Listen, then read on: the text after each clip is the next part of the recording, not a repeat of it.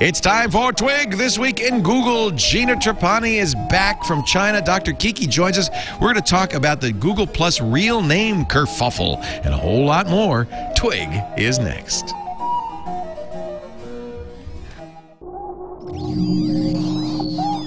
Netcasts you love. From people you trust. This is TWiT. Bandwidth for This Week in Google is provided by Cachefly. Cachefly.com. This is Twig, This Week in Google, episode 105, recorded July 27th, 2011. Jeff's mad as hell. This Week in Google is brought to you by Netflix. Watch thousands of TV episodes and movies on your PC, Mac, iPad, iPhone, or TV instantly. All streamed directly to you, saving you time, money, and hassle. For your free 30-day trial, visit netflix.com/twit. It's time for Twig This Week in Google, our first episode from the brand new Brick Twit House. And this is actually the first time we've done a show at the round table with everybody on video, so this is kind of fun. I'll start from my left. Gina Trapani is here, back from China. Welcome back, Gina.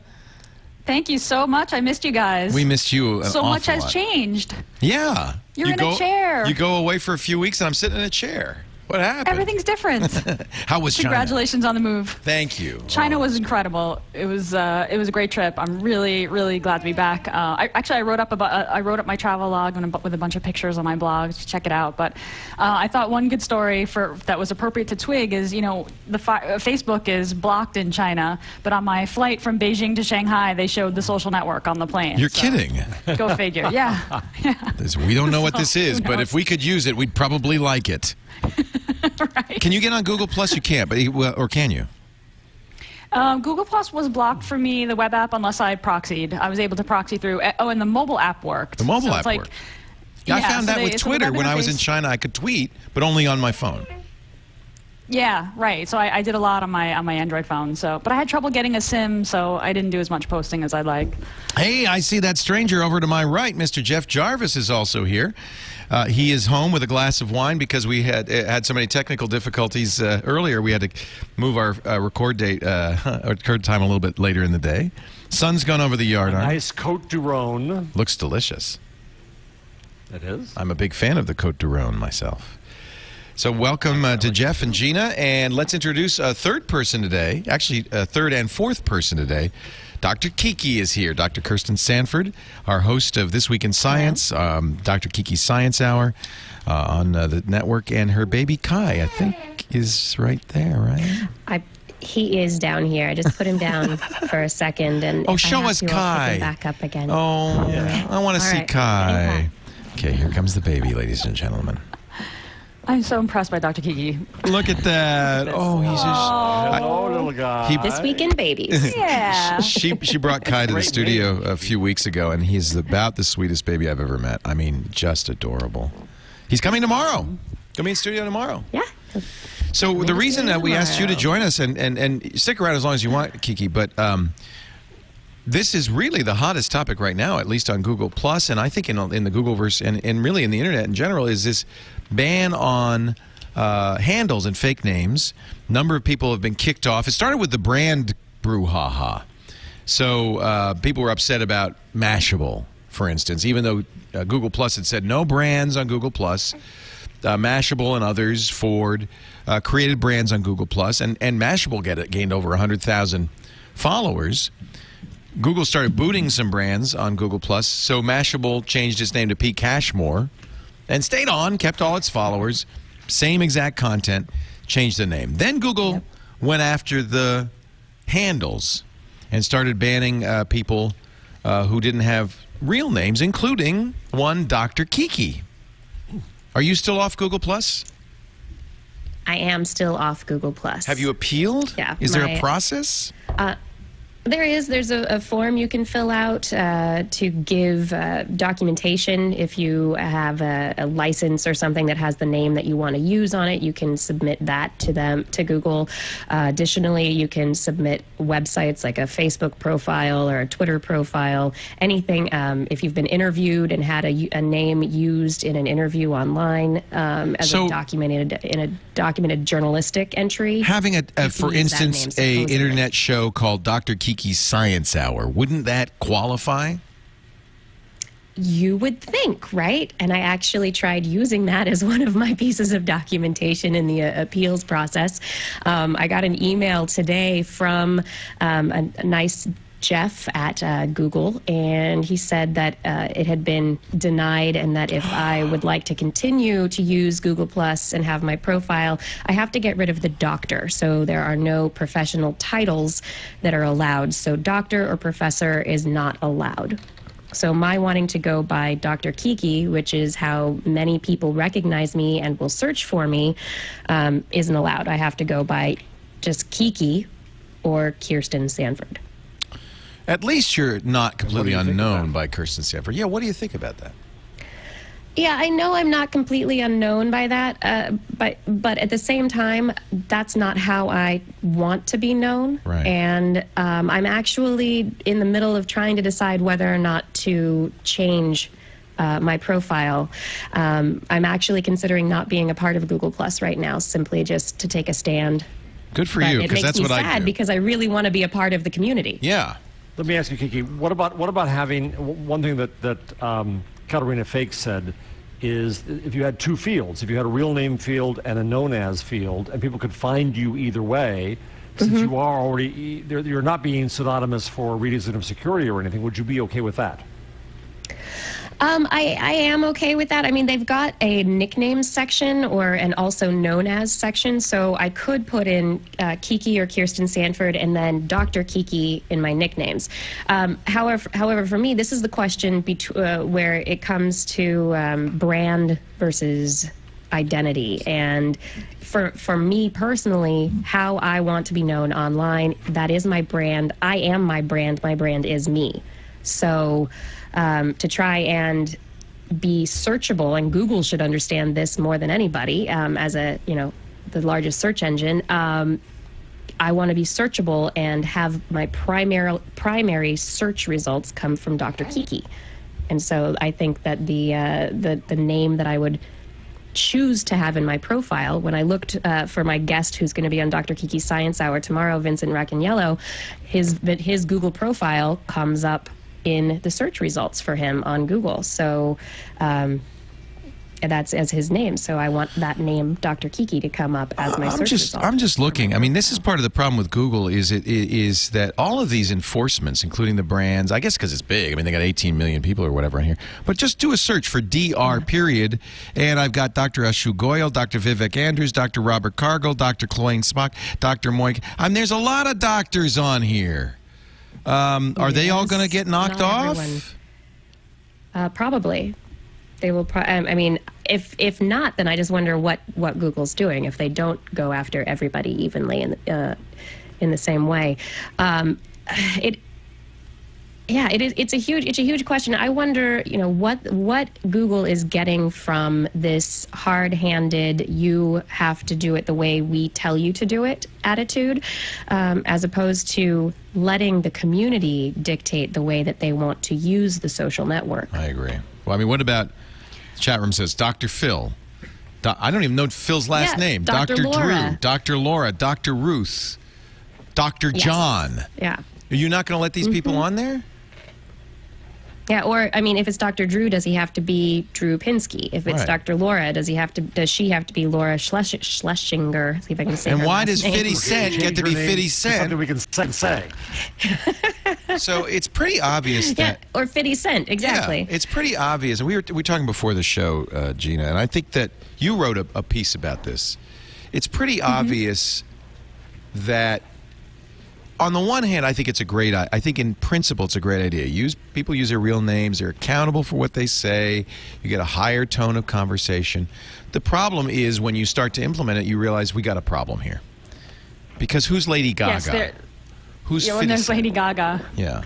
I mean, there's issues of brands, and there are issues of folks who really, don't benefit from using their real name. And the piece that I wrote, I always think back to when I was in high school and I was not out of the closet. I was not going to sign my real name to, certain bits, I was trying to found a student group at my college, and one of the requirements to get a charter from the school and to get funding was you had to get a list of, it was a gay, lesbian, transgender, queer student group. You have to get a list of names and student IDs, and no one in my circle of friends was willing to do that. And so actually I think I forget, we have the link. There's a geek feminism wiki that lists kind of all the groups of people for whom this real names policy really, harms them. And it's generally people who, are activists and there are risks associated with revealing their full identity beyond even brands. I think I added it to the. Vic Gundotra, I guess, talked to Scoble and I think appeased some people. Although I was told Vic's real name is not Vic Gundotra, so it just seems to me that this is such a slippery slope. You can't enforce what Google wants to enforce. I understand the desire to do that, but not only are there good reasons for anonymity, there are plenty of people known by their brand, not by their name, who are damaged by this. Shouldn't we judge people by their behavior online, not by their handle online?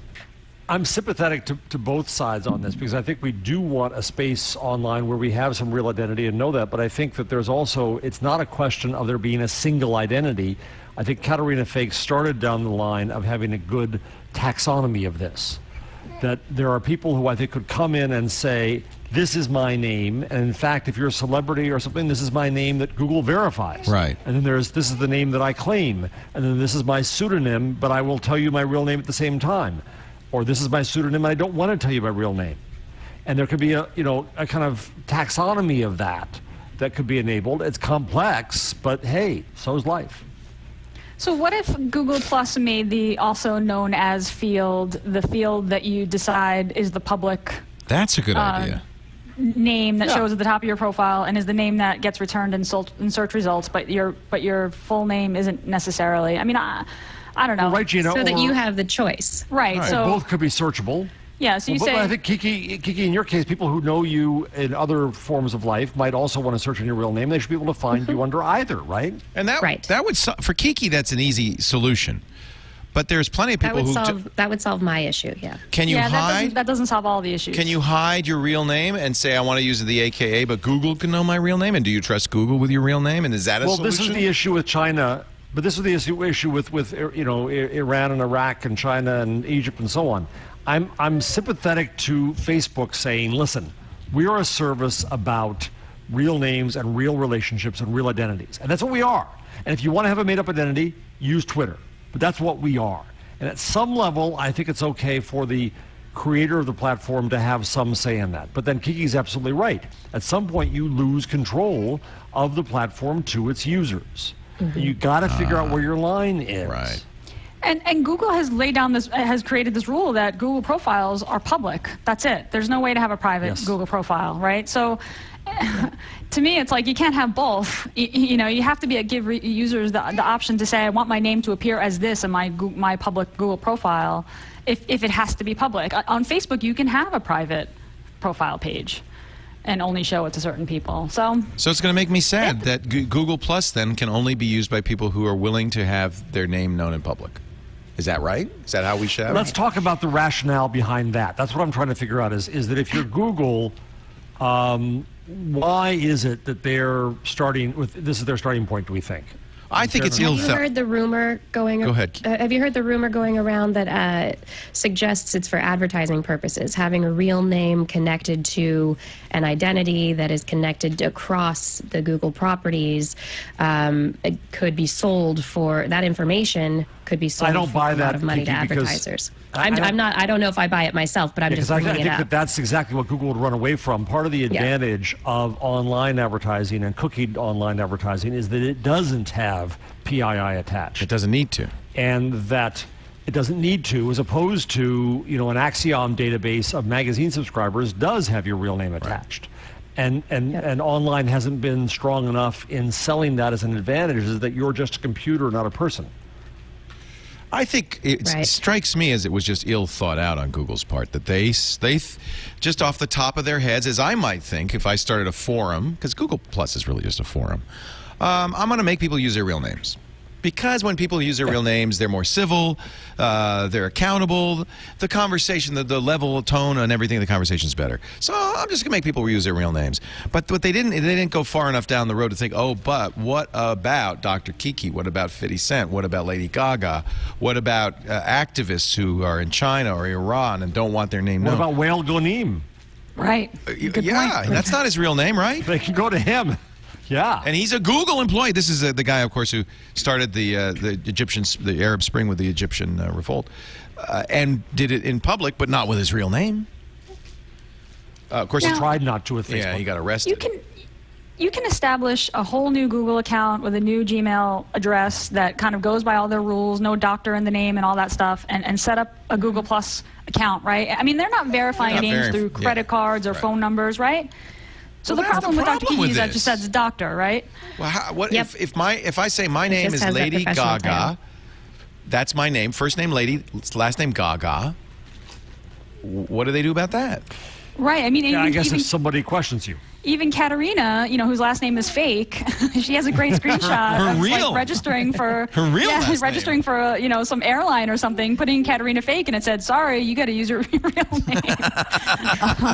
What about poor John Doe? Like arbitrary rules, arbitrary. But rules. we talked about this. I think last week. There's also the question of Google's talked about its or there's speculation about their celebrity strategy, and that. One contemplation, said the report, was that they were considering having celebrities fax them their driver's license. Yeah, probably what they'll do instead is have their agents and managers verify their identities to be a celebrity, which, listen, I understand that too, because you don't want to be the fake Lady Gaga. Google wants to be able to say, we know this is Lady Gaga. We know... Or William Shatner. Exactly. Right. Who they kicked off. Right. Now, obviously, Twitter's figured out a solution for this. They have verification. They verified me without asking. I don't know how they verified me. Yeah, they verify very few people, and that's an issue too. Is that you can have fake people, and it becomes an issue. I think there's a huge business opportunity here in verified identity, and that the way I would see this going in the long run is a separate independent company we trust. I don't know who that would be. It's not Microsoft. It's not the Post Department, but somebody. We say, okay, you can verify my identity. Google accepts that. Twitter accepts that, and we can have a verified identity, or choose not to use the verified identity. And I can come into Google Plus and have an experience only with verified people. Ah, that's a good idea. So have a switch that says, I'm only going to talk to people who's verified. That eliminates spam. That eliminates. So you want to motivate people to be verified with identities that are verified in some way. So they should do it with a carrot, not a stick. Right. Now they're doing it with a fence. Right. Right. Interesting. Isn't the best solution, though, for this really just to say, oops, we made a mistake. There's a problem doing this. Why don't we just judge people by their behavior online? And if you're a jerk... Does that scale, Leo? Well, this doesn't scale either. That's the problem. This doesn't scale either. I mean, this is what happens. The only way that this works is by community enforcing it. That's why Bill Shatner gets kicked off, because a bunch of people say, that's not him, that's not him. And Google's automated Python script said it's not him and killed him. I think that is the solution. I actually think Twitter has handled this pretty well. The folks who are famous enough to have impersonators have a way to get verified, but most people are not verified. Right. I feel like with social software, like, you're given the opportunity to identify yourself, right? I mean, we're all given the opportunity to identify ourselves in life and call ourselves what we want and tell stories about who we are the way that we want. Social software should enable that. And it seems weird and strange to have arbitrary rules. This seems like just a programmer, it was like some programmer was like, this seems like a good idea. It's like the Zuckerberg idea. It's like, everyone should just use their full names and that's it. But just life just is not that simple. There's a great post. I just added it to the rundown. It's called Falsehoods Programmers Believe About Names.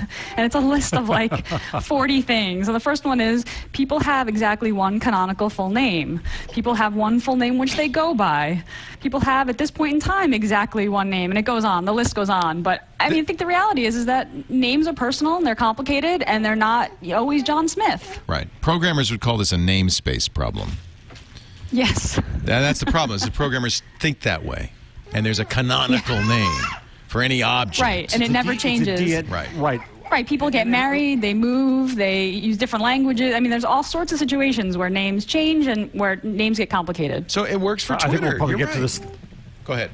We'll get to this later, but in thinking about hashtags, which I'm sure we'll get to later, but the advantage of a hashtag, it struck me, is that it is not like a canonical namespace. Right, that no one owns it. You don't have to borrow it. You don't have to rent it. You don't have to buy it. You don't have to get permission for it. And that's a thing that programmers, I think, kind of don't realize, is they look at the world like DNS. Kiki, does this hurt ultimately this hurts your feelings more than anything else, right? I mean, yeah, it does hurt my feelings. You know, I'd love to be able to just be in Google Plus and a part of the community as the identity that I choose to use. And it's not like Dr. Kiki is totally different from my real name. Dr. Kiki, I have a PhD, that works. Kiki comes from Kirsten. It's all part and parcel. But you know, I'd love to not have this be a problem, and unfortunately it is. But I'd also understand this is beta application. Google is still working on how they're going to apply rules, what the rules actually are, and so they're going to come up against this particular issue and hopefully make adjustments to it based on everything that people are writing. There's time to fix it, but when you have 18 million people on here, it's already so many people. And look what happened. Look, Mashable was able to analogous to this brand issue they've had. Mashable got huge value out of breaking the rules. It got away with it. You can call it a field trial, you can call it a beta, but there's value here, and there's lots of people here, and you miss out because of their policy, regardless of whether it's a field trial or not. You lose. Right. I think you could make a case they're causing you commercial harm. And which is kind of the way I feel about it. I mean, I feel that way too because you work for me. But one of the things you do works for me, and it's called Dr. Kiki Science Hour, and you can't promote it on Google Plus because they don't want you to be Dr. Kiki.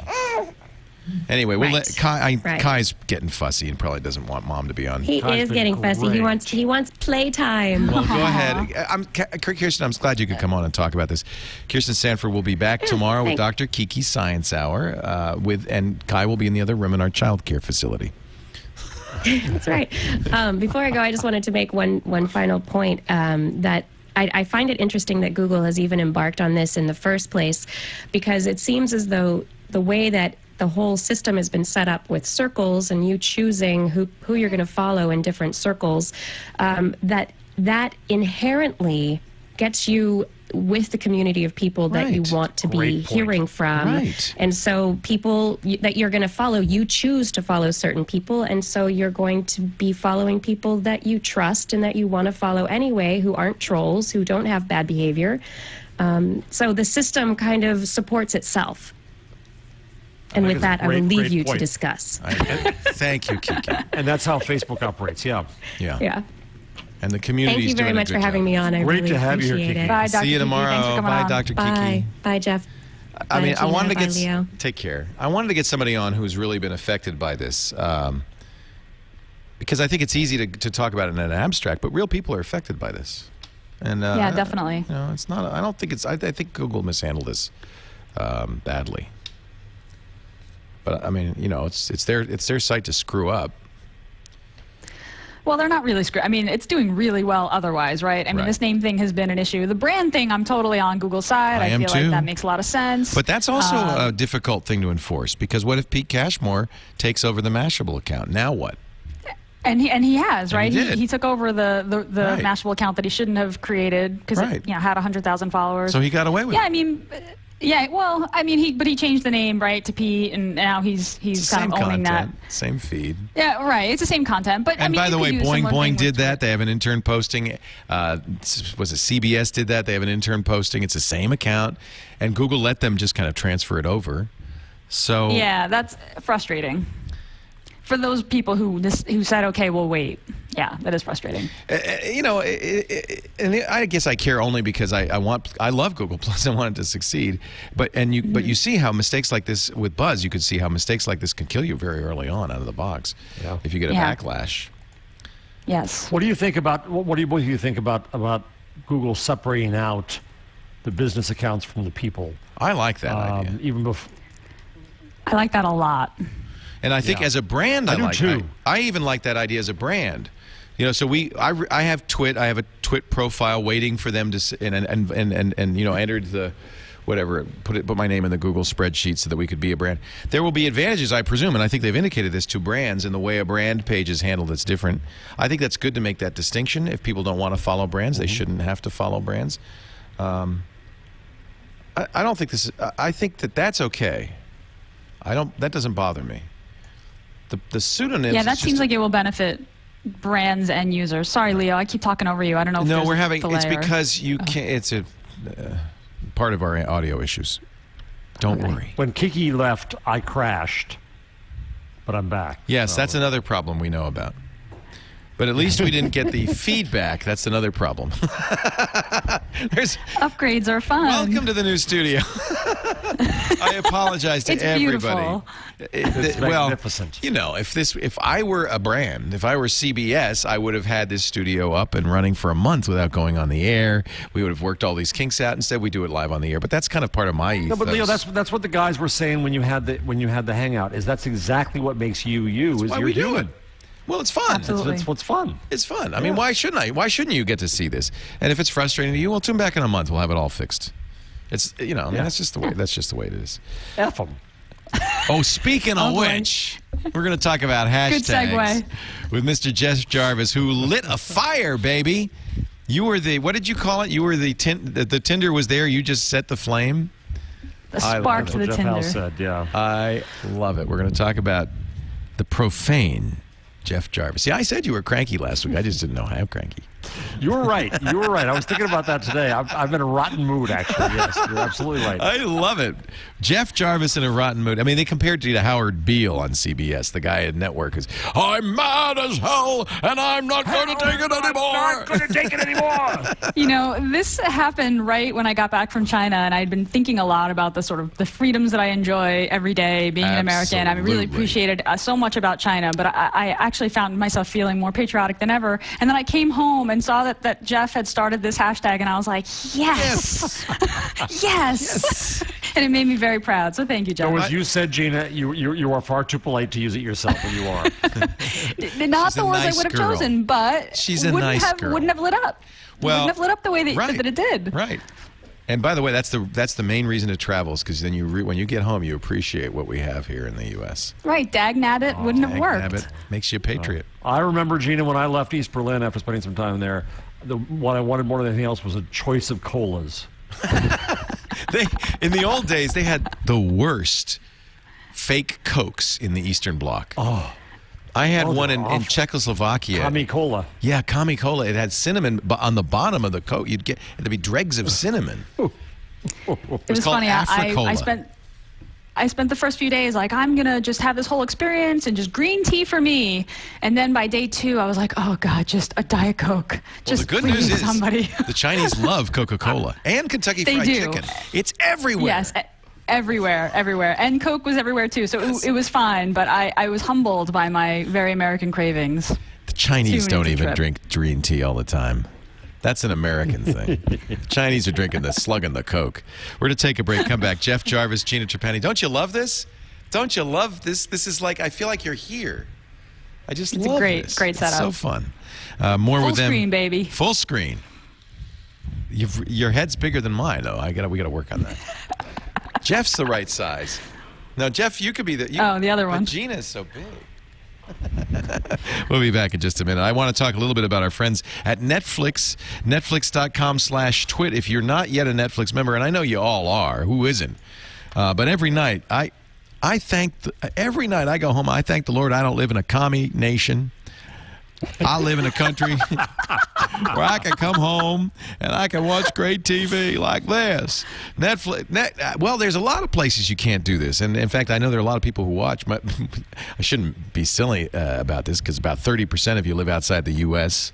who watch this show and can't get Netflix. But if you can, you just be grateful.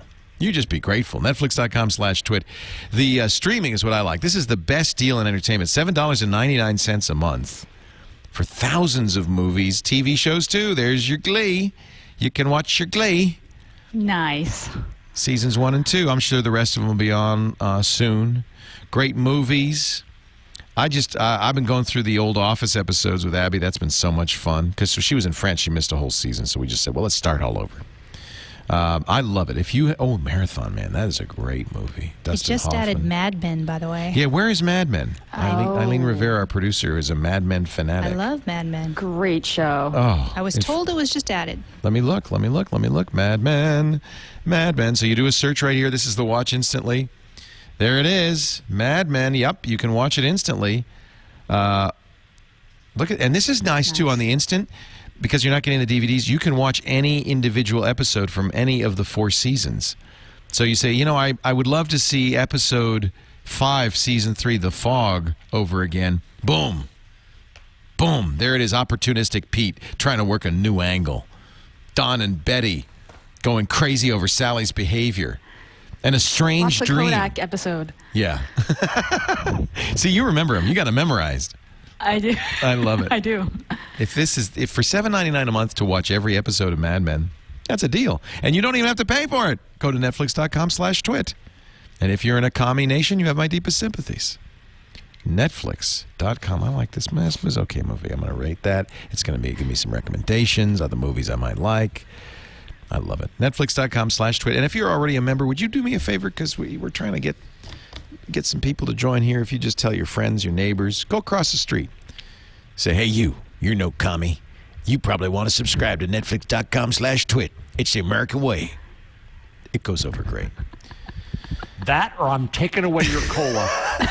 No cola for you. You're stuck with green tea for the rest of your life if you don't sign up. How'd you like to be And by drinking? the way, buy a brick. Oh, yeah. I didn't even think of that. Buy a brick. That's what all good Americans do. And some international viewers as well. Thank you very much. I'm sorry. I'm sorry. We just got Spotify. Yes. There you go. See, that's how you make up to them. Hey, we just got Spotify. You've had it all this time. It's, who I blame? I don't blame Netflix. I don't blame Spotify. I blame the record industry, the movie industry, the TV industry, and the publishing industry because they don't have these, they're very parochial. It's, hey, we got different... Fox just went worse. Fox is now going to charge you on Hulu for the next day. What? Even if I have Hulu Fox Plus? is evil. Unless you're a cable subscriber and can prove it and all this stuff, yeah. That actually, CNN's doing that too. If you want to watch their streaming, you have to get a deal with the cable. You have to have a cable account, and not all cable companies have signed up for it. And that's, unfortunately, that's just the way it is with cable agreements. You can't... But it doesn't align them with their customers. That's the No, and they Is that how HBO Go works? Yes. And believe me, HBO and Fox and CNN would just as soon go straight to you over the internet, but they can't because they've got deals with the cable companies that say, no, because you'll undermine our subscribers, right? If you could watch all these without being a cable customer, then that would cost them. So that's what it is. I know this because of Tech TV. We had rules in our covenants with all the different cable companies, no more than 10 minutes of any given show on the internet. There are all these rules. You cannot stream live. And it drove me crazy because I would go into executive meetings at Tech TV and say, we're building a brick and mortar business in an internet economy. And there was nothing we could do about it. That's why, by the way, this is not on cable. Right. Hence the new studio. Hence the new studio. Yeah. Hence the new studio. So, Jeff, how do you feel about Washington these days? So, Saturday night. What happened? Tell us the story. I was sitting home. I had a little Pinot Noir. I violated my own rule. In my book coming up, I have a Cabernet rule where I say you shouldn't allow friends to tweet, blog, or do anything after they've had too much to drink. That's probably true. But after a few glasses of a nice Pinot, I had watched I've been all absorbed in the British story, and then I came and I watched the stuff about what's going on in Washington, and I just had it, and I came online, and I just on Twitter, because Twitter is meant to offload your chest, right? Right. And I just said, it's our money, it's our economy, F you. And it took off a little bit. People said that. I said, well, we ought to have a chant here, F you, Washington. And somebody came in, named, I think, Booger or something. I can't remember what the name is. That's the great thing about Twitter. See, handles are okay. Booger. Yeah, never mind real identities. Poor Mr. Booger. Or Ms. Booger, I have no idea. And said, you should make it a hashtag. And I said, well, duh, of course. And it took off without me. And it wasn't the most genteel expression of the sentiment. No, but it really was a Howard Beale moment, because you tapped into sentiment. Of course, it's all about the battle over the debt ceiling and the fact that this country will be in default in a few days. And it's just a stalemate in Washington, and it's going to affect, it's the British finance minister. What did he say? He said a couple of right-wing Republicans are holding the entire financial world at a hostage. Vince Cable in the UK, and so, the interesting thing about it was that people, and I wrote a post today about this. That it taught me a lot in the end about the structure of the internet. That when I did FU Washington, people came in and yelled at me because I didn't say FU GOP or FU Democrats or FU White House or FU Congress or whatever. Said it right. But what happened that amazed me is that people imbued their own meaning in it. And so very quickly it left me, and people said, F.U. Washington for not letting me marry who I want to. Yep. F.U. Washington for making me nervous about whether my parents are going to get their Social Security check. F.U. Washington for the war, for this, for that, for whatever. And in a sense, it was all entirely negative, which, by the way, I was a little nervous about after Norway. I didn't, want to be inspiring anyone to take up arms. But also inside this, it really struck me, and I always have to remember the faith that I have to have in my fellow man and woman here, my fellow citizens, is that in each of these was a message of hope, was a message of expectation of the government. And in saying that they didn't meet this expectation, there was a hope that they could and that they would. And so this isn't nihilistic on your part. This is get it together, Washington. Yeah, that's all it was. And I was just mad and saying you should be doing better. And this is your job. It's your job to manage government. So it went on and on. And then, of course, the other interesting thing here is that media is now after. They're second. And so media came in, and so I did the CBS Early Show the other day, and you just had the image up where they carefully bleeped and blurred everything. But at the end, they put up this trends map where it says in full glory, F.U. Washington, across the whole country. I love this. As I said to the correspondent, it's like a Howard Beale moment where everybody across the country is raising their windows and screaming this out. I'm mad. Well, actually, it was hot that day, and people said on Twitter that they didn't want to open their windows because they let the heat in and the air conditioning out. But we are a little nihilistic now. And I kind of dare the FCC to go after them for a flea and expletive here.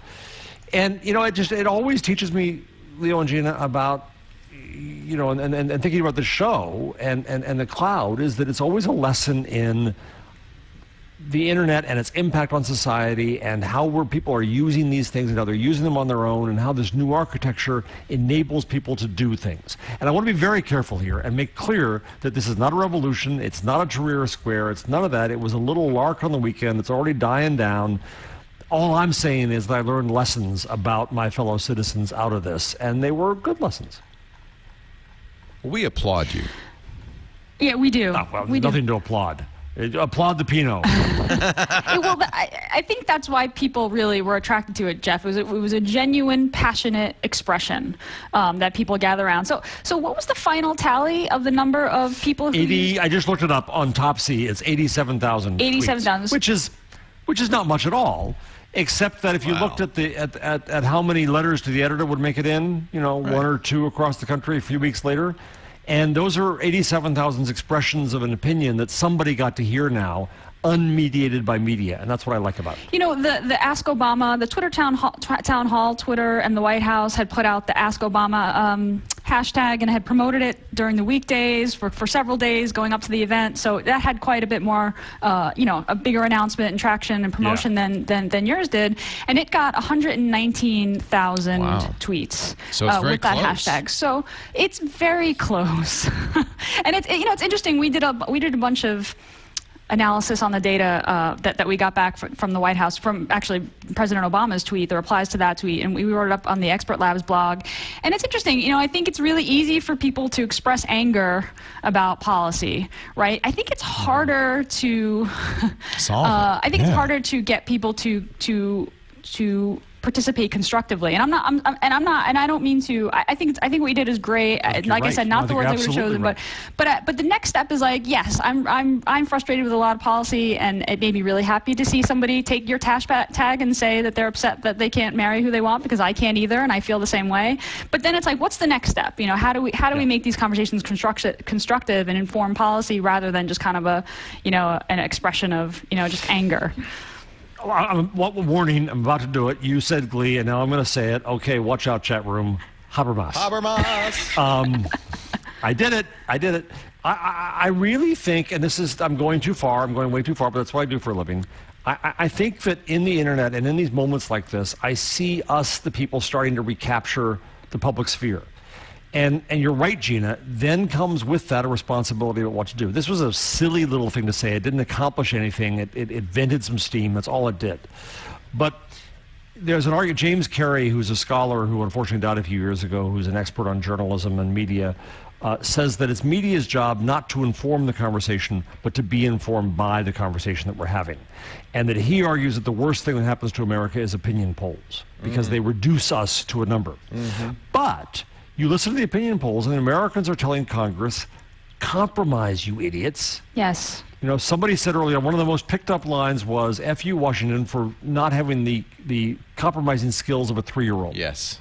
Yeah. And I think at some point we are holding the feet to the fire of Washington. Some again got mad at me saying that I was going into government hate here. I'm not. People said what they cared about then, and that's that. But you're absolutely right, Gina. It's the same problem here and the same problem in Egypt. How do you take these tools and now start to rebuild a new kind of society using these tools? And we haven't gotten there yet. And I think we won't lead the way. I think Egypt and Tunisia will. And we better learn from them. Yep. That's the next step. I think you're right. I hope you're right. Yep. I'd like for us to lead the way. That's the cloud. I would love to too, but I think we're too cushy, and people like me are too privileged to, you know, spout this kind of stuff out. In other countries, you did this, you could get killed for it. If you did this in China, if you were even able to try, you'd be jailed. Yep. You know, F you, Beijing.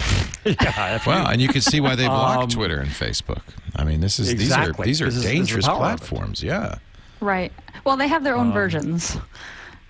Which are probably But they also have their censored. own language to be careful, right? Yeah. Right. Right. Completely censored. Everyone has to provide their identification card in order to use them and all that. And that's the issue with ID again. It comes full circle to the other discussion, It does. doesn't it? Yep. Yeah. Yeah, in the Beijing airport, to use the free Wi-Fi, I had to scan my passport to get a username and password, because I posted a picture of the slip of paper with my username and password. There's a rule that you cannot access the internet anonymously, and in fact they're asking like small coffee shops and businesses that offer free Wi-Fi to install this like $1,300 software which requires users to provide their identification number, and a lot of coffee shops are just saying, screw it, I can't pay for that, and and they're just unplugging their routers. But yeah, I was floored by that. I was like, what do you mean they want my passport? I just want to use the free Wi-Fi. Boy, that tells you something about the real name debate. There's an example. It does. Doesn't it put it in perspective? Yeah. Yeah. Google, don't ask me to scan my passport before I can use Google Plus, okay?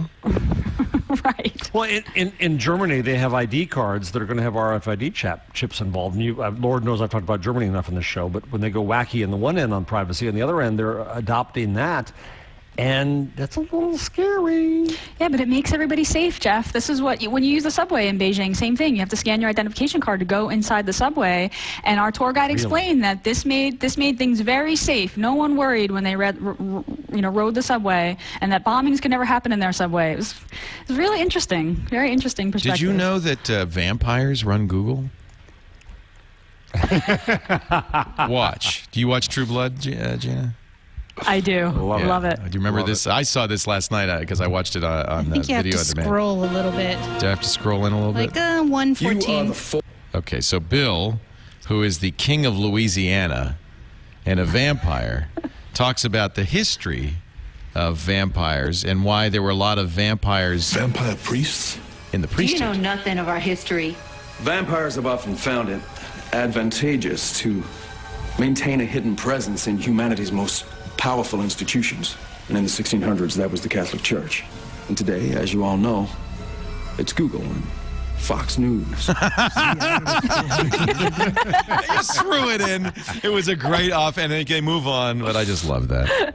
As you know. Such a great show. That was my favorite part. And as you know, it's Google and Fox News. Of course, Googlers are never seen in daylight. Right. Well, that's very pale. And there are no mirrors in the Google bathrooms. They sparkle. Oh, that's the wrong vampires. Sorry. Oh, no, everyone's going to get upset with me for bringing up Twilight. Is that a Twilight vampire? They sparkle? They do. Twilight's the glee of Sunlight. vampires. Oh, you haven't enjoyed Robert Pattinson's sparkling? Come on, you haven't lived. I don't know what you're talking about.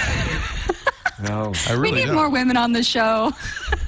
I've got a crush on Suki. got you, That's all Gina. I know. I love Oh, Suki. thank you, Eileen. I love Suki. Oh, Yeah, Suki is. Eileen is putting in a vote for Twilight. Do I have to now somehow follow Twilight? No. No. You can stay with No, it's okay. True Blood Yeah, stick with is your blood. gory, sexy, over the top, not for children. Perfect show for me. Did you see this SEO who's there? I don't know. This is from the Atlantic, selling plus ones. They must have like some guys in a plus one sweatshop. Paging Matt Cutts. Plussem, PLUSSEM.com. No, I'm of SEOshop.biz. Is offering plus ones for your site at the rate of 50 plus ones for $10, 250 for $300, 2,000 plus ones for $170. So do the math for me, will you? What's the lowest cost of per plus one there? Oh, I don't know. Got to be the 2,000 for $170. That's just it's pennies per plus one. We're talking 10 cents. It's a dime or less for plus one. That's ridiculous. They're not worth it. And suddenly PageRank for users gets implemented. Well, and here's what they promise. All plus ones come from people with a Google account that has been verified by phone. All plus ones come from real people. No bots are used. All plus ones are being given manually, going to your website, clicking the plus one button. There's no way Matt Cutts can track this. It's untraceable. They even say that. Interesting. Because plus ones are being given from different IP addresses. And they're driven. Does What's Leo the start? outcome of a plus one? You raises Are they your really ranking. using it yet? Are they really using it yet? Aren't they? I don't know. Actually, you know what? They're only using it if it's a plus one from somebody somehow associated with you. Right? Yeah. I got the sense that they're not using it very much right now, but it Now we know seems why. like it's going to become one of those signals that counts more down the road as they gather more data. Well, and you know But that's what SEO is all about, is raising your ranking on Google. And if there were a way to easily raise your ranking on Google, like hiring 1,000 people to click, that would work. I think that's going to go away. Well, I'm sure. You know, I Matt's saw not gonna- one of the things I put on is whatever it's called, Think, the Google kind of Wait a minute. advertorial What magazine does they it put say out. on your T-shirt? I visited the Apple campus, but that's all I'm allowed to say. I like it. Love it. And on the Love back. it. I can't turn around all the wires. It just has an Apple logo on the back. Oh, that's awesome. That's great. Nice. And you know what's great about What I- that, the T-shirt? You know that Steve Jobs approved it. Oh yeah, exactly. So he has a sense of humor. Exactly. I got my Julia, my daughter, who's into video editing. I got a YouTube that has the play button and ER after it. Player. Oh, I like it. I got them. Nice. I like it. Nerdy. Cute. I love these things. I love swag. Somebody says it's not swag if you have to pay for it. But That's I true. love this stuff. That's true. I stole this from the Joliet prison. That's how badass I am. So, what is this Think Quarterly? Is this something Google does every 3-4 months? It's their first effort, and it's basically an advertorial thing to send out, like some fancy companies do to advertisers and such. But it's very in there, pretty. I like the typography. It's very well done. There's some neat stuff in there. But the thing that's been rolling around in my empty brain, like marbles, is that I think one of the heads of advertising said that 80% of advertising will be live and personal. And that changes the entire idea of media. The idea that media is static and the advertising around it is static and it's a message, boom, gone. So it goes back to the notion of SEO, that there's a static rank for a topic. We've talked about this often on this show about how things get personalized, but it gets really extreme that way. So plus one, I'm not sure is really a universal at all. It's a signal that they can use in some clever ways, but I don't think it's a one-on-one page ranky kind of thing. No, in fact, it's a personalization. It's a personalization feature. Yeah. So the fact that some unknown user comes in and plus one's a whole bunch of stuff, and they don't really care about that user. I mean, the problem is if that user comes in and plus one's a lot of ski stuff, and the poor ski advertiser is showing advertising to somebody who lives in Dubai, they're going to get ripped off for that. But there's other signals they can throw in too. They can recognize this person only has one ski slope in Dubai inside. And so I'm not sure that kind of gambit, it's clever and somebody does it, but I'm not sure it's going to get anywhere. I'm a little disappointed. I like Google Places a lot. We have a Google Place page for TWiT. Let me see if I can.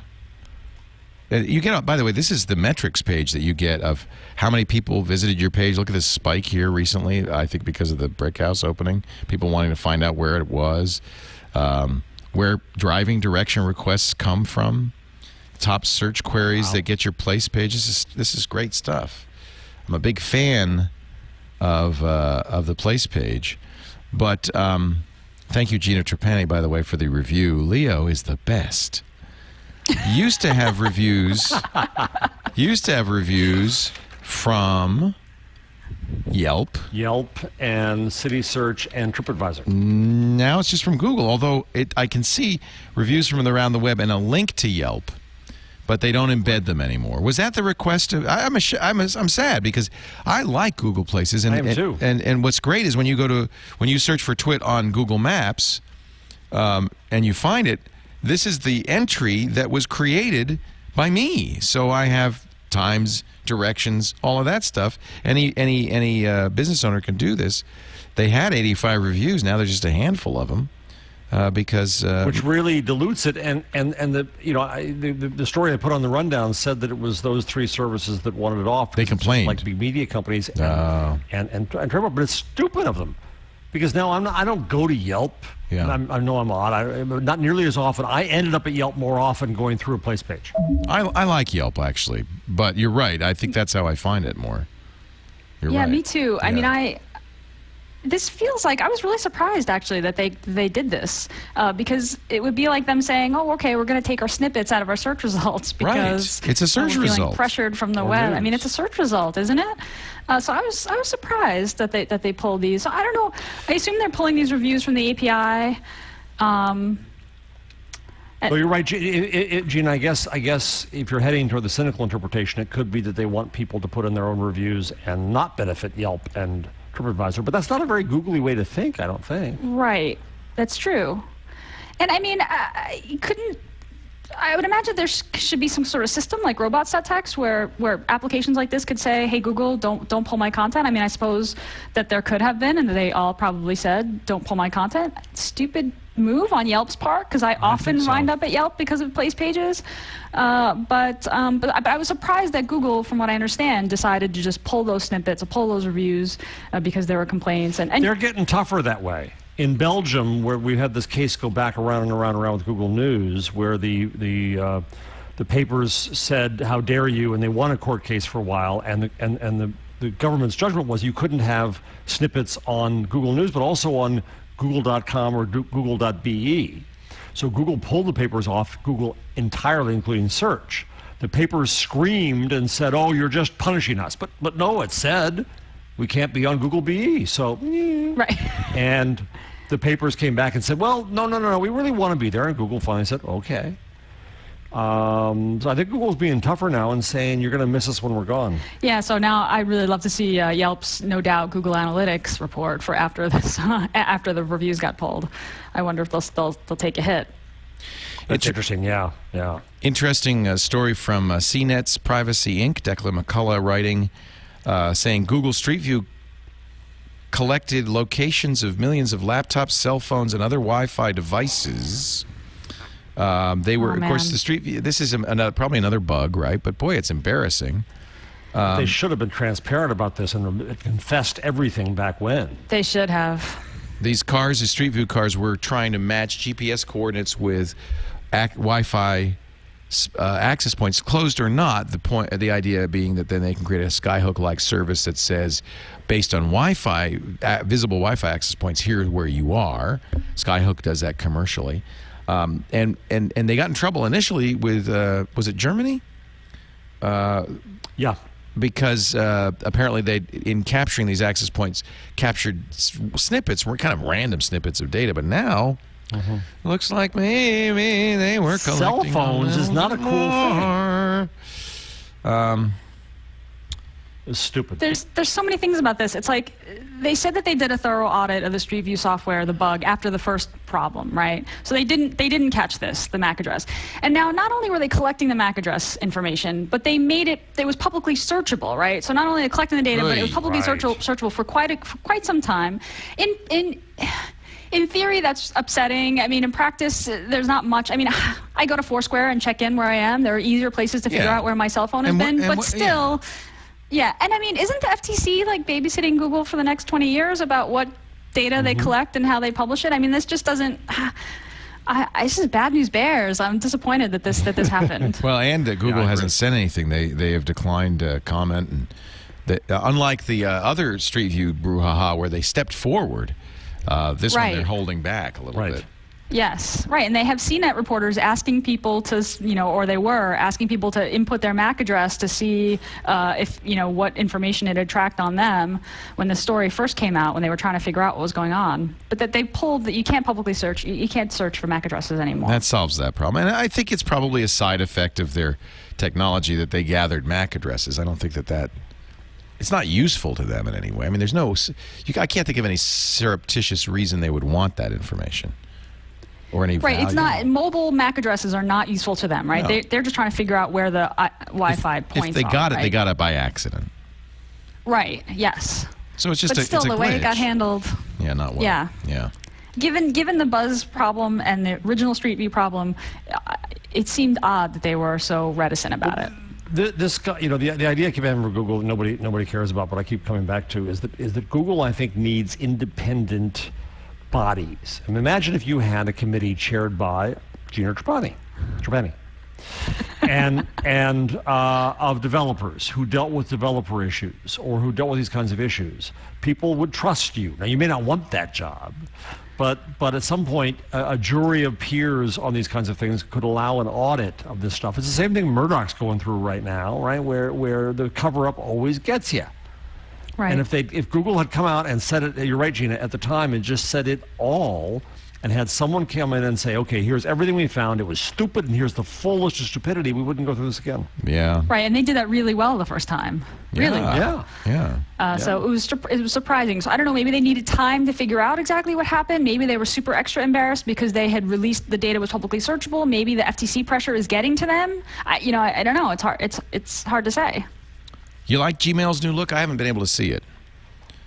You haven't? Well, maybe I have. I can do it. I have the new theme. Oh, okay. So that's the new theme, right? Yeah, that's the new theme, and you can pick the light or the heavy. And we talked about this before. I'm not sure why this is. Yeah, it's nice. Yeah, we did. It's nice. It's nice. I think they just did a post about user feedback. Oh, and what do the users say? Yeah, that was nice. It's nice. It's pretty. A little not enough information, I think they said, right? Mm-hmm. Well, they got, some people saying too too little information, too much information, which always does. Always right. Never ask a focus Leo, group. Where's your clock, Leo? I want to talk to you about this. Where's your Too clock? little information. You don't want. I don't want to know. They were going all OCD on you, man. They were. And I don't want to know how late it is always tonight. had a clock behind you. I'm going to get in the new studio, in the my little studio. The clock will be there. It's not going to be everywhere. Maybe we should put a little clock everywhere. I don't know. That's what's so funny is you changed. Could you have imagined? No. That way, because that caused quite a stink this afternoon. Yeah. Well, the funny thing is, your audience was going nuts for the clock. I bought the clock. Colleen and I were at Costco. I just threw it in the cart and said, "Oh, that's kind of neat. That'd be fun to have behind me." But little did I know, this would become like the most important thing on TWiT. It was a big anchoring focal point of the shot in the cottage. Like it was, you looked at it and you were like, "We're supposed to be on now. We're getting toward the end now." Like I think that's why people want it. So I'll put it back. We'll figure out something. We'll have a clock somewhere. I don't know what. Sorry, I didn't mean to go off on that, but I think it's the same thing with Gmail or any of these services. Is that you lost the clock? You can't please everyone. You can't please everyone. I like this. You can now do three-way calling on Google Talk and Gmail. Yeah, is it three-way or do you? I think it's you can receive a call. It's two lines. First call on a whole. Right, two lines. You can't merge them though. Not yet, but that doesn't seem too far. I've got a question. I've got a really, really Fred Flintstone question for you both. No, you can't use your bare feet to power your car. I am That's not a cup holder. It's a DVD drive. Just kidding, Jeff. I am trying to tell the world that I don't have and refuse to have a fax machine. Oh God, forget What do you guys? Do you guys scan? What do you do for this? I tell people I do not have a fax machine. I will scan and email you the PDF, and I just got a scan snap. And that's good enough. Yeah.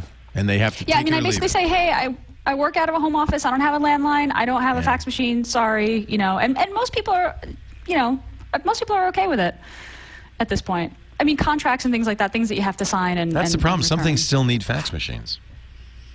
I pay for a fax service, like $15 a month for eFax, and it's the same. Oh, so that it goes to a fax machine. Yeah, if they send me a fax, I have a number, but it comes in as an email, and then if they want a fax, I can send it to them via the internet, and then somebody has a fax machine and it sends it to them. It's probably a good way to make a little living. I have a fax that's the interesting thing. It's the whole network idea. It's the great example of networks. One fax machine worth nothing. Networks worth twice as much when you have two, and so on and so on and so on. What's the diminishing value of the fax network? Where does it die? Where is it no longer worth the effort? Let's see. Minitel is leaving France Telecom. This was the kind of the precursor to the internet. Everybody in France got a little Minitel terminal. Started about 30 years ago, and that was to save money on phone books. It was a text-only service with kind of very simple graphics. It looked like Minitel. We had similar things in the earliest days of the internet, back in the Gina CompuServe days. They made 30 million euros in revenue last year on this thing. France Telecom did, but they're still going to kill it. The Minitel, like the fax machine, will die next year. So it's very similar. Bye-bye, Minitel. Au revoir. Au revoir. Minitel, we hardly knew you. Now, nobody picked this up. I want one. You know what? Hey, French users, I think I'd like a Minitel somewhere. Let's have a Minitel on the set. Yeah. I want one at my school in my Museum of Dead Technology. That's a great idea. We got an old Minitel. Send us a couple, please. But this is a guy who's setting up ham radio antenna on his on his roof. So I got a 35-foot mast on my roof going up there. So I can. What's radio? This is so funny. I had to Wikipedia it. Okay, I did. This is so. I can use a ham radio I can talk to people all over the world. I can talk to somebody Gina, in Australia. You really had to Wikipedia this? I mean, I thought to myself, oh, is that like the thing like my dad had in the car when I was 5 to talk to other people on the road? That's a CB. So I had that moment, and then I looked it up on the internet, and I was like, what's the range on this thing? Like, it's like, why is Leo even interested in this? He talks to the biggest network on the whole world. But I could do more with his cell phone than I do with my $500 ham radio. It's endearingly retro, Leo. That's why I do it. It's still a Heathkit.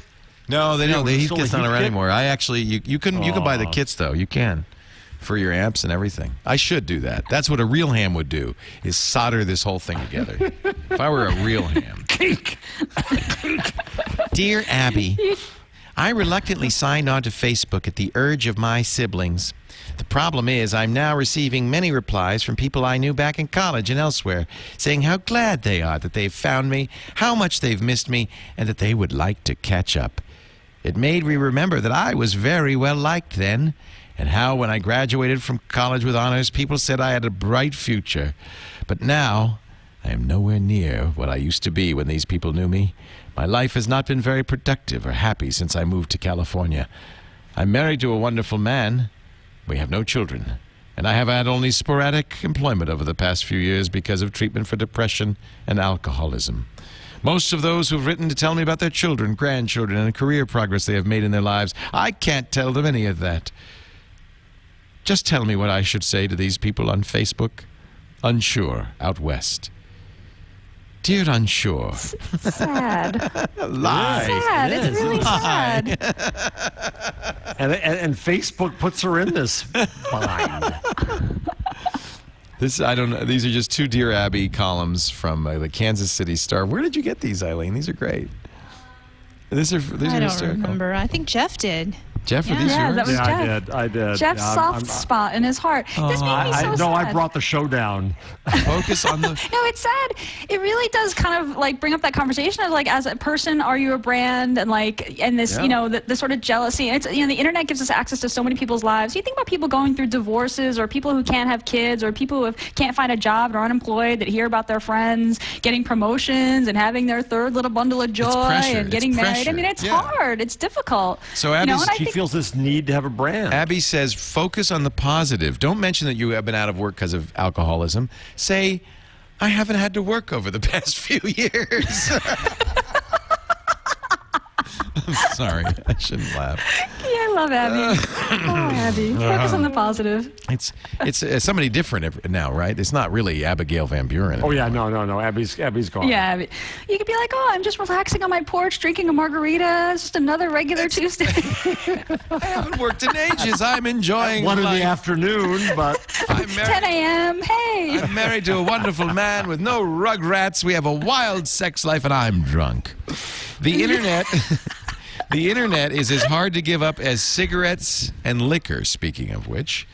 Losing net access for even a day described as nightmare, according to Computer World. It's actually a survey of 1,000 Brits between the ages of 18 and 65. Some said giving up internet access even for a day was just as hard as quitting smoking or drinking. One person surveyed said giving up the internet was like having my hand chopped off.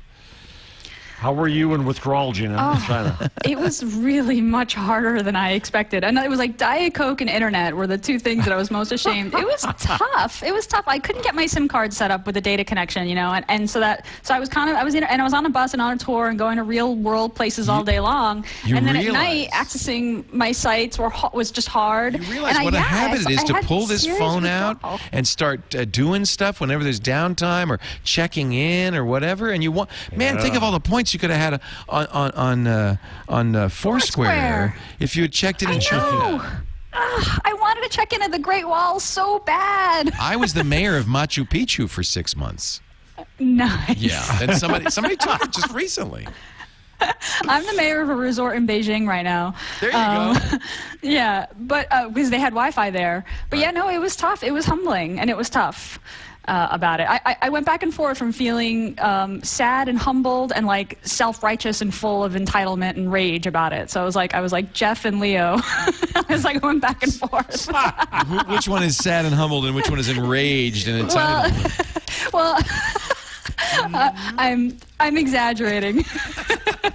But you loved it. You had a great time, didn't you? Wasn't it? I had a great time, and the real world has many wonderful things to offer. I wanted to share, and hey, I needed to post pictures of my dinner on Google Plus so people could tell me what I was eating. I mean, geez. Well, I found out I ate pig's feet after the fact. I bought 200. I was shocked that you had not tweeted. I was shocked. We saw so few pictures, and I actually was mad at you. I thought she's holding back.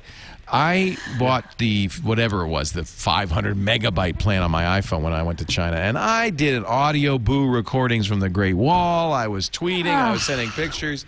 I went out crazy, hog wild. It was dumb. Well, you know, I decided to take the Chromebook with me, thinking that would be a good idea, and it was a bad idea.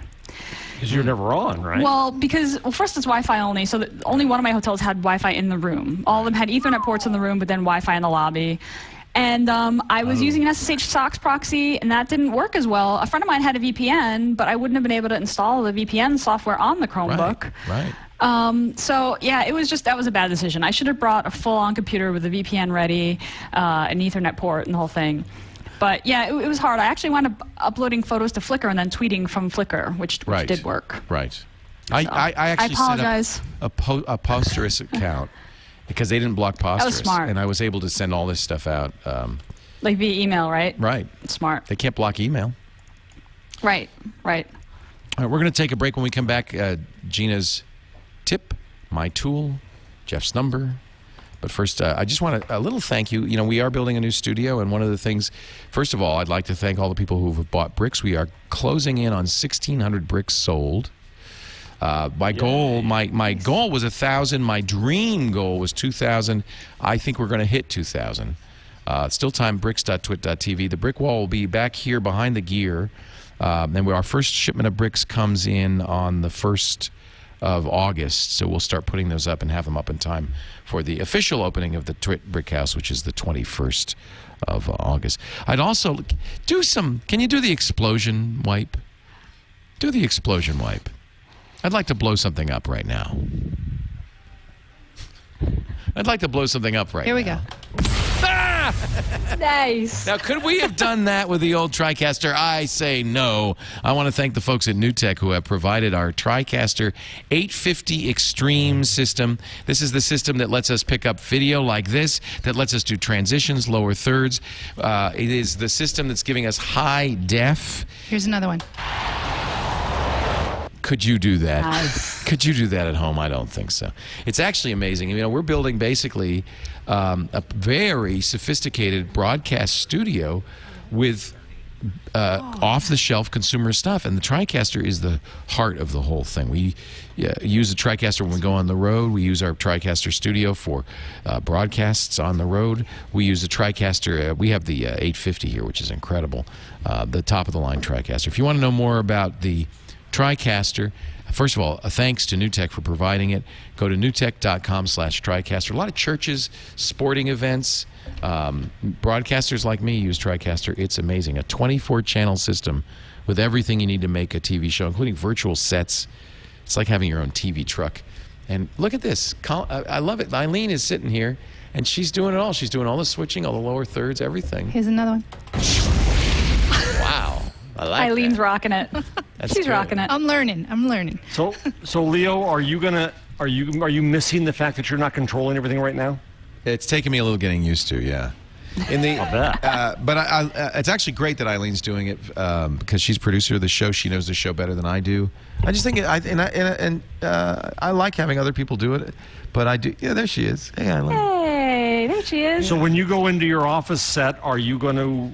I have some switch. No, I will have some switching capabilities. Not actually. I guess I'd be able to do all the same things. The TriCaster allows me to do it remotely into the office. So yeah, I'll have the office capability. So it'll only be for the few shows that I do myself in my old office. But the shows we do out here, like this week in Google, we will. So we'll do this. We're not moving to your office. No, this is where we're going to do this. I think this is there. But you get your choice, by the way. I'll get comfy. Of colors on the back wall. We should do a different color on the back wall. What color would you like on the back wall? Something googly. Hey, is Brent still here? Can we change the colors on the back wall? No? Do you know how to do that, Burke? Does anybody know how to do that? There's a button. We're learning tons. I spent $1.2 million. I want green. No, we can have any color you want. And the curtains change, too. Alex knows how to do it. Here comes Alex. What's neat is with the TriCaster in this studio, there are more people on this side, normally on this side of the camera, than there are on that side of the camera. And that's the exact opposite of the way normal television production works, where you have a host or 2 or 3, and you have 20 or 30 people who are running cameras, running the Chiron, the technical director, the tape. All of that stuff's done by one person in the master control position over there. So Eileen's able to do everything like that, which is pretty amazing. Except for change the color behind you. Well, I don't know how to do that yet. Does Alex? No, but we just don't know that. We haven't all been trained. Eileen, we're so happy Brent's we don't changing. have any echo. We're delighted. Yes. Okay. Thanks to video, by the Yeah, way. you guys are Video is awesome. giving us this great, incredible high-def video from our hosts. We're still tweaking it, and it's been a little bit of a challenge today because we had some technical issues on our side. But I think we're going to have much. I mean, I love having a high-def picture of you guys on the round table. I think that's really neat. Yeah, and it's a great experience on our end too. Is it better? Thanks, video. Is it? It is. So it's It is, easier for you. Yeah, it is because I can see Jeff at all times, and I didn't even know Gina had freckles until we started using. Oh, many freckles. No, it's so cute. Skype never showed your freckles.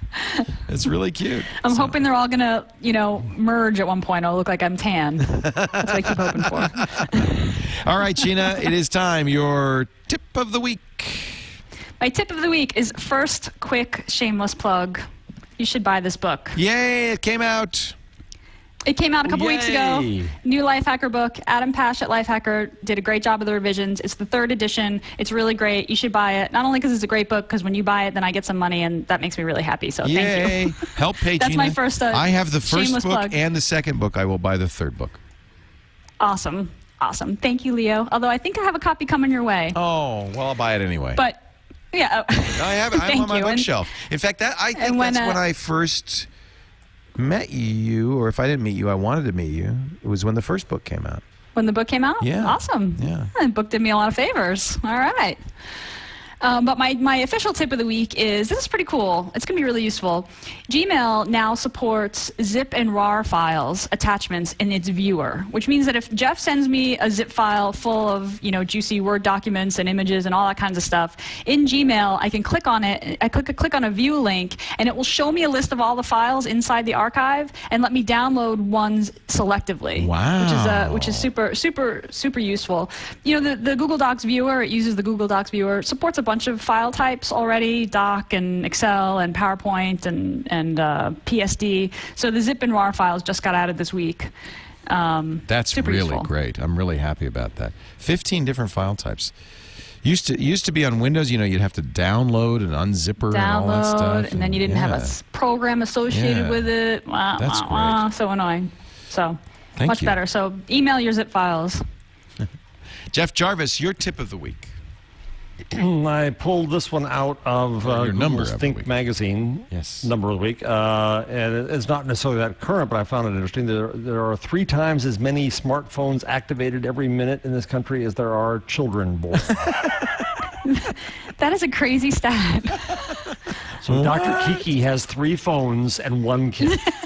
What? That makes sense, though.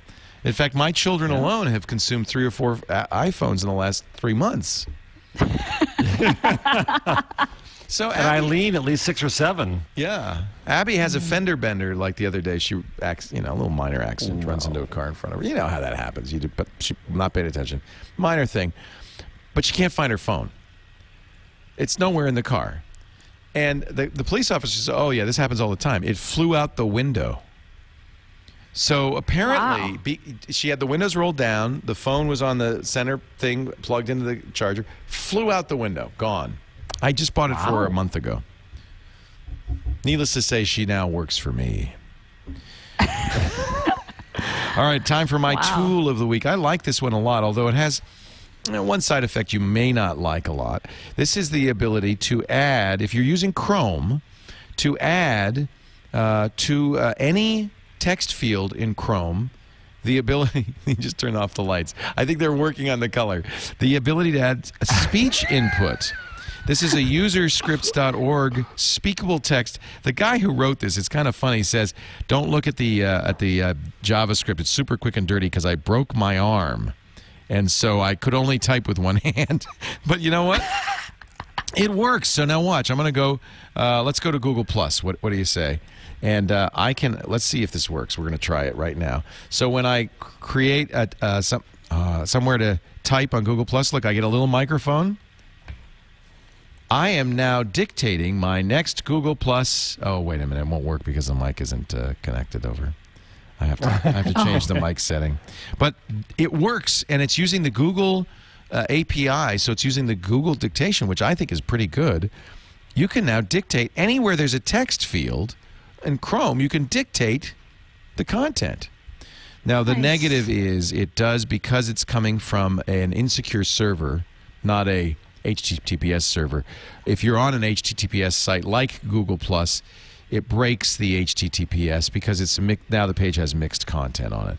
You're still secure on Google+ and all that, so I wouldn't worry about it. But you might notice that if you install this script, now all the HTTPS pages have this line through it. This is how Chrome tells you now there's mixed content on here. In this case, the mixed content is the JavaScript coming from the guy's server that is putting this microphone in the text field. It's fun to play with anyway. So. And the source code isn't so bad. Have you looked at it? Are you looking at it? I'm looking at it now. Short variable names, but I'll give him a pass since he had, you're not going to type a broken long variable name. That's a kind of a clever idea. It's just using their API. Yeah, really, really clever. Nice geekery. Good script. Nice geekery. All right. Hey, thank you for everybody who tuned in late and thank you especially to Gina and Jeff who rescheduled their lives because we did this show And thank you to late. the crew who worked their butts off to figure these intransigent problems out, and they did it. Yeah, thanks to the crew. Kent's here from video. He flew down from Alaska so that he could work on this and got it all fixed for us so that we could be able to talk to you and get this great video from Gina and Jeff. Jeff Jarvis is at buzzmachine.com. That's where his profane blog posts live. He's also on Twitter at Jeff Jarvis. Hey, you got a problem with that? His new book comes out in just a little while. F you, Leo Laporte. His new book comes out in just a little while on what's the publisher? Is it Simon & Schuster? Simon & Schuster. Public Parts is the name of it. I'm going in next week to record the audiobook. Oh, you are? Oh, good. You're reading the audiobook. So exciting. Fantastic.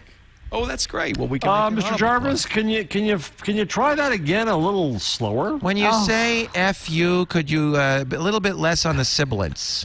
Less sibilance on the FU, please, Mr. Jarvis. I think Baba Booey they make me is. Sit on my hands. I can't gesticulate. So you've done this before? You've done this before? Once, yeah. They won't let you not talking gesticulate? without hands. That's no good. No good. I'm always like this below the camera line. You're Italian. Always. It's the way it is. Gina Trapani is at smarterware.org. That's her website. She's Gina Trapani on Google Plus and on Twitter. And her book, her lovely book, her Life Hacker book is out now in stores everywhere. You must buy it. Now, is it all new stuff? It's a revision. It's a 3rd edition. So it's lots of new stuff, updated for 2011. And if you don't have the original, you need it. You got to have it. I think you need it no matter what. I have all 3, like I said, and I'm a big fan. I love Life Hacker. Quite a few, actually, new chapters. It got really thick. It's like 450 pages. It's crazy. Great. Which was big for me. I don't know. Jeff, you probably have gone that big before. No, God, no. Computer no one wants to hear books, me that much. They want them to be thick for some reason. I think it has to do with shelf space. They do. Give it that. Yeah, that yours, gravity. Leo, were I always did thick books. Nice, Yeah, it's fat all about meatloaf. shelf space. So it shows up. It's great to be back, and congratulations on the new studio, Leo. I know that these transitions are always a little rough at first, but it's amazing. It's beautiful. Well, I have a new way really that proud I'm going to close all the shows. I'm going to say, that's it. Thanks for joining us on This Week in Google. The Dr. Evil turn. Should I have done a close-up on you for that? No, Sorry. it's okay. I think I knocked my microphone. Not cool. Not cool at all. Thanks for joining us, everybody. We'll see you next week on Twig.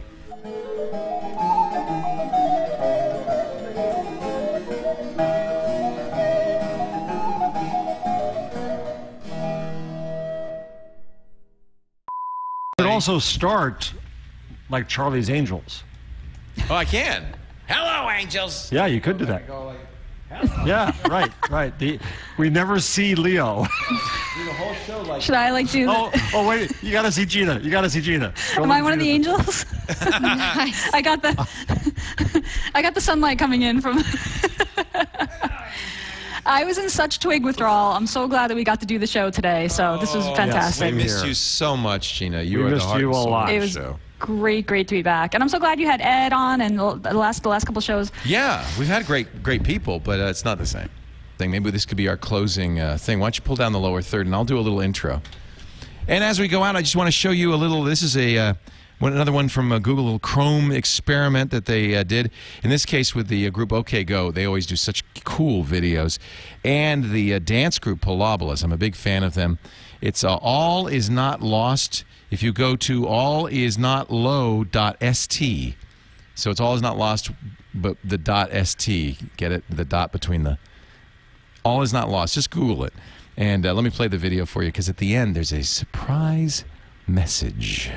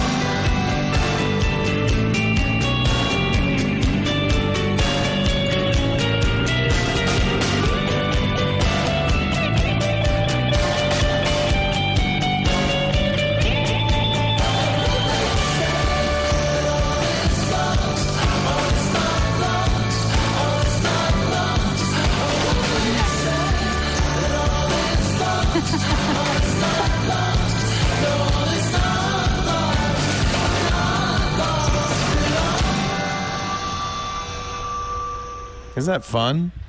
That's really fun. I really want like it to be our new theme song. I really like what they did. I mean, it's just really cool. Yeah, really neat. Yeah. OK Go is so great. Oh, They're that's a great awesome. band. Yeah, and this is kind of a neat use of JavaScript. A lot of it. Indeed.